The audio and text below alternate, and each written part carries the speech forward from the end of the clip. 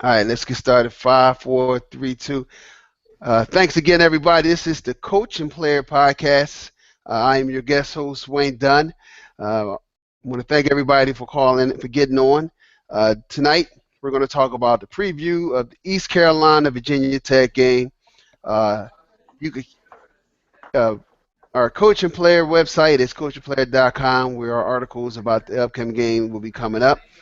Tonight, our guest is Shelby Hillard, who is the author of our article for our preview this weekend, as well as Brian Randall, former Virginia Tech quarterback, Hall of Famer, and Philadelphia Soul quarterback, Brian Randall. So, guys, thanks again for calling in to the Coach and Player podcast. No problem. Thanks for having me on. Yeah, Thank no you. problem. Thanks. So, Shelby, you wrote the article for the preview, East Carolina versus Virginia Tech. East Carolina had a rough time with Navy this past weekend. I think they ran for over 400 yards on East Carolina, and they got a tough opponent this coming up this weekend with Virginia Tech. Tell us some more about the article you wrote. Yeah. Last week was very tough for East Carolina.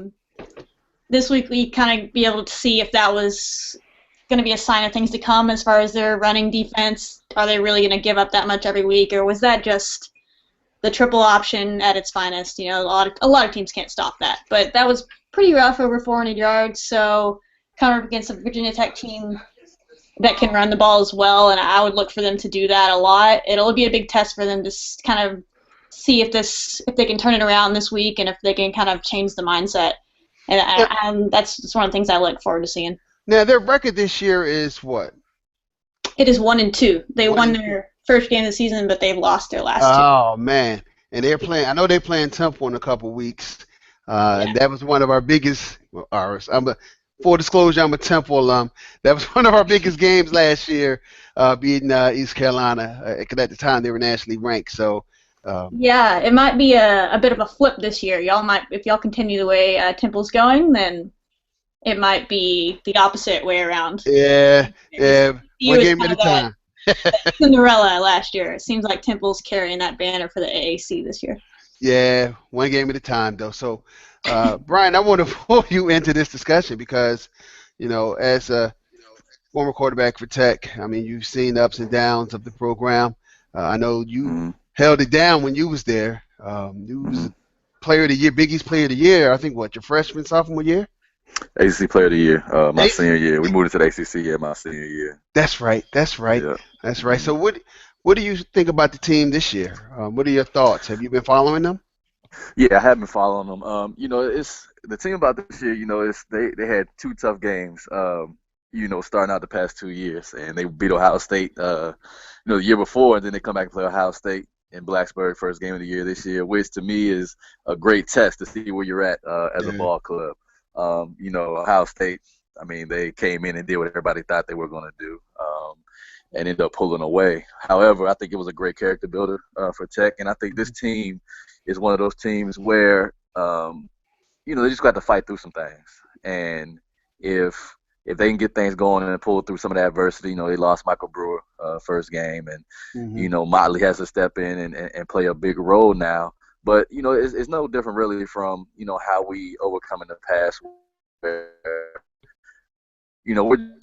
we're just about team. We find ways to get things done and steps up and vice versa, special teams. So we're kind of one of those blue-collar teams to where we just find ways to get things done. And if this team can get a streak going, some momentum, I think they'll be great. Yeah. Now, and this game is in Greenville this weekend, right? So you would think there would be a home field advantage because of East Carolina, but because Virginia Tech, that's a tough team. It's a great program. You got a mean defense. Yeah, I mean, you laid the wood on folks. It's going to be an uphill battle for East Carolina. Basically, and I'm reading the article as we go along, East Carolina, their quarterback, Blake Kemp, is number 20th among all eligible quarterbacks in FBS, but they're ranking 125th out of 127 schools in yards per completion. That's not going to bode well with a tough Virginia Tech defense. No, absolutely not. And that's one of our staples is our defense, and just like any other year, the defenses are usually ahead of offenses. When the year first starts, through your first couple games, and Hmm. one of our things, especially at Tech, Bud Foster is going to heat up your quarterback. No matter who we're playing, we're going to bring pressure, and we're going to try to force him into making bad decisions. So unless your quarterback play is up to par, when you play Tech, you're going to quickly see how far along your quarterback is because they're going to bring pressure all day. Yeah. Yeah, definitely. That's kind of one of my keys to the game, if you will, because if they can't, if he can't prove that he can throw the ball down the field, then Mm-hmm. they're going to have some issues, I think. Mm-hmm. It's just Absolutely. if you look at the yards, he's racked up a lot of yards, but everything's 6 yards, Mm-hmm. and then he lets his receivers do it, and you can't do that against Virginia Tech. They're just too disciplined, too sound. They're not going to be able to break that. So I think Kemp's going to have to show that he can throw it down the field if they want to have a chance. Mm-hmm. Very good point. Yeah. Now, who in East Carolina? Who is the star? Who are the star players? Who are the players to look for that you expect to shine in this weekend, or who you need to shine this weekend for East Carolina? I mean, Kemp has to be there for sure, like we just talked about. If he doesn't Yeah. have a big game getting it down the field, they're not going to be able to do anything. But I think paired with that, they need Chris Harrison to get going. They want to run the ball, and he did it well the first game of the season, but up against Florida and then last week against Navy, nothing really. They just couldn't get it going, and that's because people realize Kemp's just going to throw it 5 yards, so they can just load up in the box and they can stop him. And Right. so until he starts taking some shots, they're going to keep doing that, and they're not going to be able to run the ball at all. But yeah, so I guess you want to call it player of the game for them to win would have to be Kemp and Hairston together. I think if those two have big games, it's because they're helping each other out, and that's how they need. Well, that's what they need to do to win, really. Right. Right. Now, in terms of Brian, in terms of Virginia Tech, Mm-hmm. uh, I think you guys lost your quarterback against Ohio State. Who are the Mm-hmm. key players now? Who's going to be the players that's going to be the leaders that's going to drive this team for the rest of the season? Well, I mean, of course, it all starts with Brendan Motley at quarterback, and our offense is something that is I'm not gonna say it's hit or miss, but it usually is a little bit behind our defense, and Brendan Motley is gonna have to show some things like he did last week. In the game, he showed some good signs of maturing, and then it all comes with game experience. I know how it is to kind of come in and not really have a lot of game experience and try to succeed in a situation he was put in when Brewer went out against Ohio State. It wasn't really a great situation for him, but it looks like he's settling in, and the more time he gets under his belt, I mean, the better he's going to be. So I think with him and along with Isaiah Ford, who had a great game last week against Purdue as well, and then you got Bucky Hodges. And then my X factor is always Sam Rogers, the running back. He's one of my Hmm. favorite players, very blue collar, and just find ways to get things done. I mean, when you look at him stature wise and things like that, I mean, he doesn't really he's not really like a physical specimen or anything, but he's one of those guys who is always when he's around the ball. I mean, he makes plays anytime he's capable to do so. So he's one of my favorites. So I think those four guys are the nucleus of the offense. And then, I mean, overall, of course, you got to look at the offensive line. I mean, those guys have to do a great job of protecting Motley. Which without them, success of the offense really dictates what they do.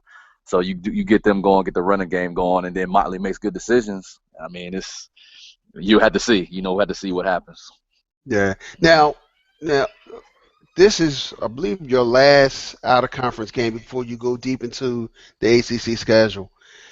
Do you see it, folks? Do you think the team might look past this, considering that East Carolina is struggling this year, Mm. considering that it is an AAC conference team? And let's be honest, in the food chain of conferences, AAC is not there yet with the ACC. I mean, they're not part of the Power Five. Do you I, see the risk of them mhm, looking past East Carolina and getting ready for Pitt and North mhm. Carolina State and then the rest of the ACC? Absolutely not. And I'll tell you the reason why. East Carolina plays us tough every single time we play them. So I know Coach Beamer and the coaching staff are making the players well aware of what has happened in the past. Hmm. East Carolina, I want to say, upset us a couple years ago in Lane Stadium. And it's one of those teams where you just can't look past them. I mean, and it's no matter what records show or what has going on or how their team looks this year. They're one of those teams to where when they play Virginia Tech, I mean, usually they put up a good fight. They're well coached. To me, they remind me of a team how WVU was when I played. No matter what is going on, what the records show, there's gonna be it's gonna be a good game. And so you just got to go in expecting that you're going to be in a dogfight. East Carolina just plays us tough. I mean, pretty much every time we play them. Yeah, yeah. And if you look at and Shelby, if you look at East Carolina's schedule, I mean, they played a tough game against Florida, and Navy, like you mentioned earlier, that's an anomaly because Navy's their run offense is just second to none. I mean, pretty much that's all they do is they run and they beat your line up. But when you look at their schedule, once they get past Virginia, well, not past, but once they face Virginia Tech, they're jumping into their AAC schedule. I mean, you got SMU, and outside of probably BYU and Temple, and possibly Cincinnati, they could turn this around fairly quickly. You think? Yeah, definitely.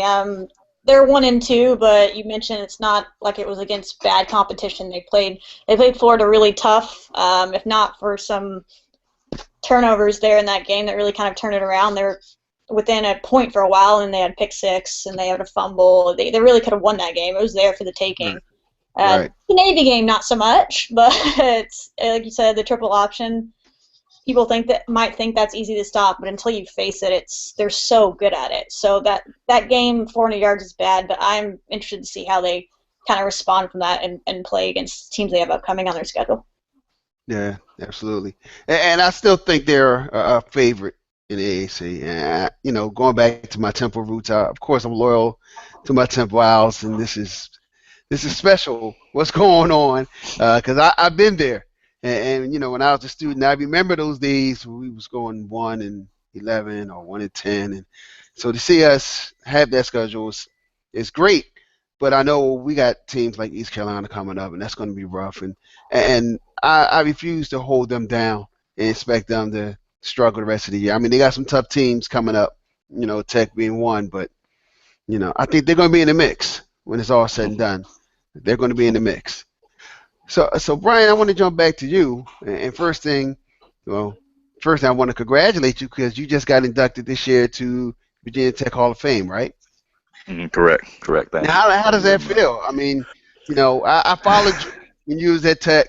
I was living down there. I was living in Newport News, Virginia Beach area in that time frame, so I was familiar with how Tech is.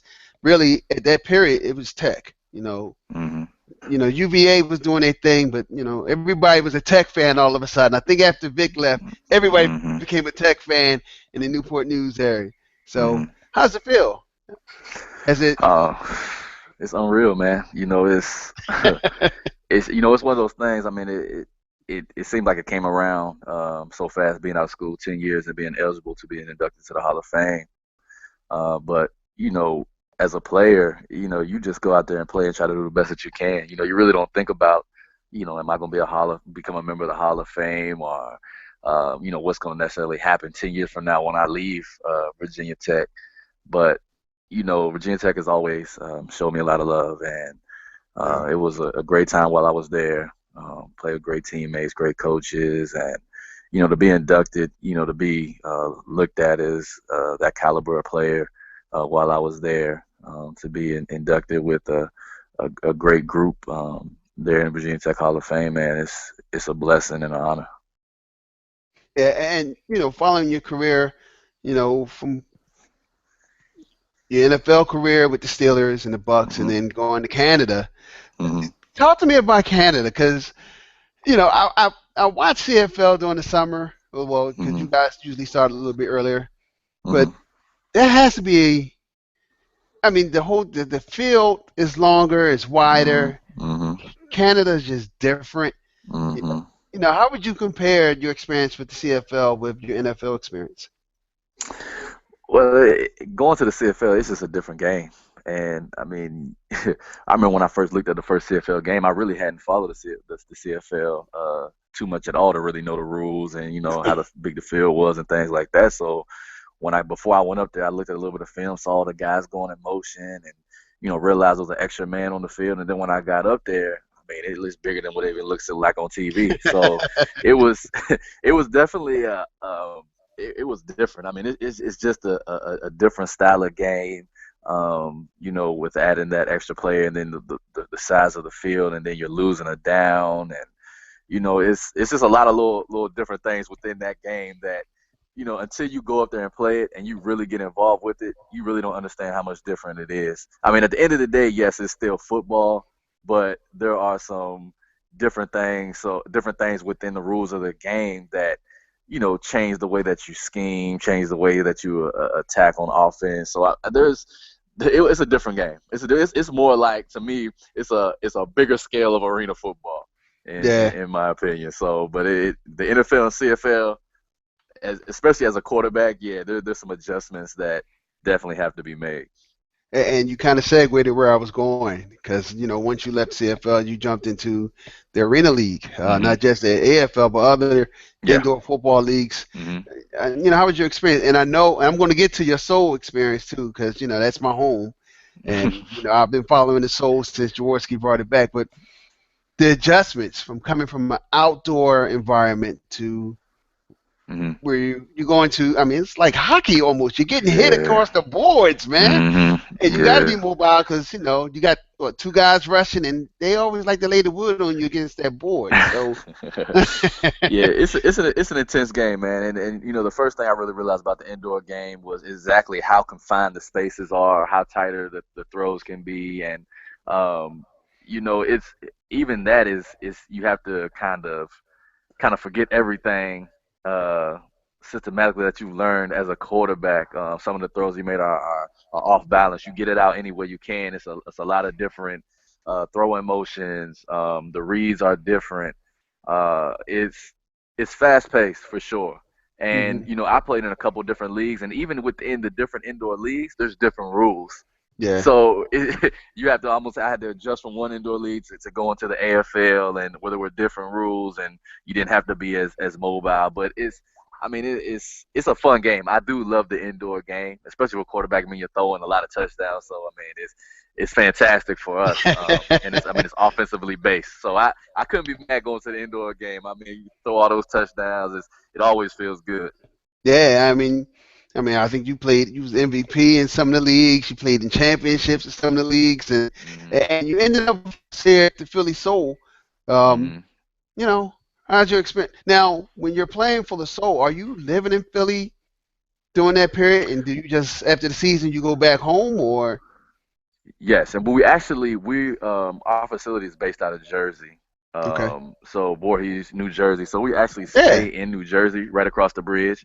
And the only time we're really in Philly is actually on game day. So all our stuff, all our apartments and things they house us up there. And then after the season is over, I come back to Virginia. But for that month from March until end of August, we're in Jersey, staying there and practicing there. But I loved it, man. I 2 years now I've been in Philly. I wasn't the starter the past 2 years. They had a guy named Dan Rodabaugh, MVP of the league this year. Shout out to Dan. I mean, he's a great quarterback, great coaches, and that's one of the reasons I didn't mind coming back to Philadelphia. I mean, the organization is a top-notch organization. Ron Jaworski and the ownership there is great for the players, and it's just a fun game, man. It's a fun game. I enjoy doing it, and I enjoy my experience in Philadelphia. I mean, I don't know how long I'm gonna be playing. I mean, this may be my last year playing up there, but if I get an opportunity to start somewhere and to go out playing, then I may give it another go. Absolutely. And Jaworski has a talk show here in Philly, and he's always hyping. Of course, that's his company. I mean, he's hyping up the Soul. Right. But you get the impression that he really cares about you guys and the players. I know over the years there's been some issues with players and the owners and the league. In terms of contracts and things like that, union discussions, and they shut. Like, I remember the story about the team in Pittsburgh where folks came and ended up with no job.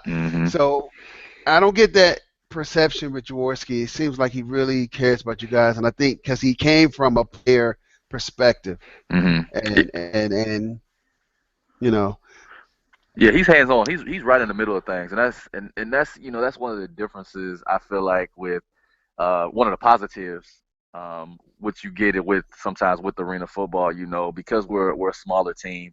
hmm You know, you're more, I guess you could say, hands on or in touch with your ownership, and he chooses to be.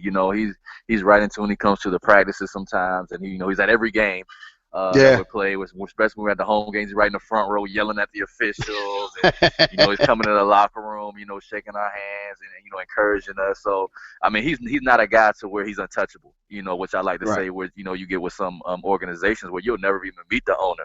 You might yeah, see him, but you'll never get to talk to him, shake his hand, have a conversation with him, and that's one of the differences, and that's another reason why I enjoy Phillies so much. Like I said, the ownership is great. Ron is great with us as players, and I think you're right. The fact that he was a player before kind of makes things a little bit different. absolutely, absolutely. So let's talk about predictions for this game for East Carolina, Virginia Tech.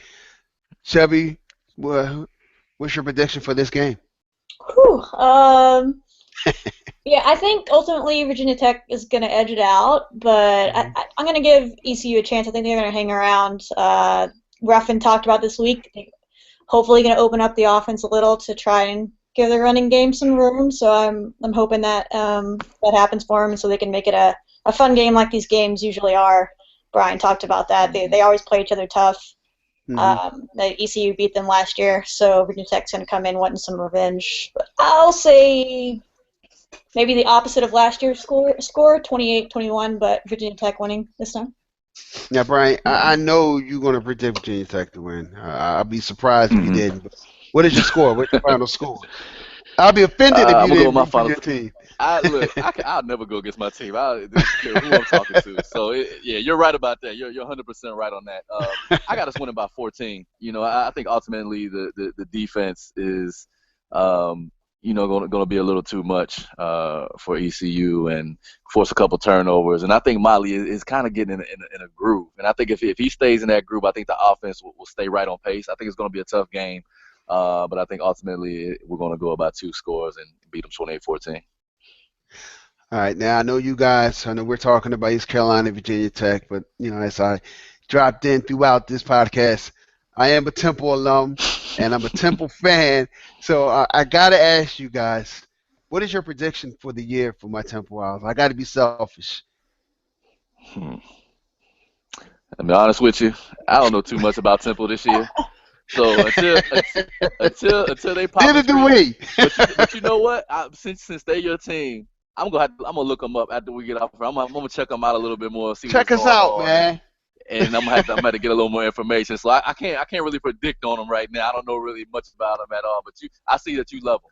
That's important. Hey, don't That's sleep on important. this, man. This ain't the Temple team that was getting blown out in the 2000s and See, that's the the only team 90s. I know. That's the only team I know. Trust That's me, the I'm only an team. alum. That was the only team I know, too. That's cool. That's cool. Shelby, what you think? I think, I mean, right now you got the lead right there in the AAC. You seem to be the favorite, if you will. I don't know, but they still got a lot to prove because you just talked about their history. I think maybe last week will be good for you, so hopefully they escaped that one already. They got their bad game out of the way, and you know what? Go Temple. Maybe they didn't get it done. ECU's out for revenge for sure. I'm sure. Absolutely. So when the smoke clears come January and whenever it's a national title game comes, who's your prediction to be in it? Or maybe make it simpler. Who do you think is going to win it all? I mean, honestly, as a player, I like Ohio State. I just think that, we all know they're well coached. They have the tools to do it. And when they get on runs and, and they get the clicking, they're tough to beat. They're very tough to beat. So I just got to go to Ohio State. Shelby, what do you think? Oh, man. Ohio State, yeah, if they can get it together. Right now, they've won the games, but they've been kind of they don't even know who the quarterback is, it seems like. But if they make it in the playoffs, I wouldn't want to play them. Just an Urban Meyer team. They saw it last year. He just has that attitude about him. So yeah, they're definitely in there. You have the who's going to make it out of the Big 12 argument, if anyone this year, Baylor, TCU. I think a sleeper in the SEC is LSU. I think people are starting to talk about them now with their running back there. So kind of those somewhere in those teams.